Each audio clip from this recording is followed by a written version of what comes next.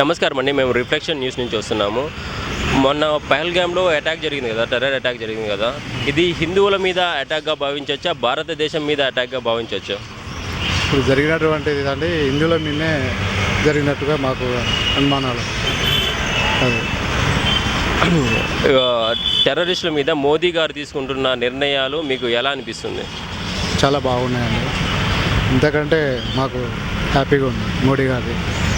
పాకిస్తాన్ యుద్ధం ప్రకటిస్తుందన్న వార్తలు వచ్చినప్పుడు మీకేమనిపించింది? యుద్ధం చేసే బాగుంది అనిపించిందా, వద్దు అనిపించిందా, చేయకుంటే బాగుందని అనేసి అనిపించిందా? మాకు యుద్ధం జరగడం వల్ల చాలా ధైర్యంగా మంచిగా అనిపించారు.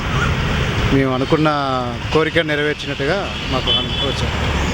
అంటే పాకిస్తాన్ ఆక్యుపైడ్ కాశ్మీర్ అంటే మన కాశ్మీర్లో చాలా వరకు పాకిస్తాన్ వాళ్ళు ఆక్రమించుకున్నారు కదా.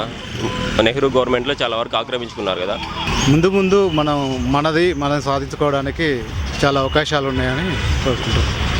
అంటే ఇప్పుడు సన్నివేశంలో ఇప్పుడు సాధించుకోవచ్చు అనేసి మీరు భావిస్తున్నారు? సాధించుకోవచ్చు, పక్కా సాధించుకోవచ్చు.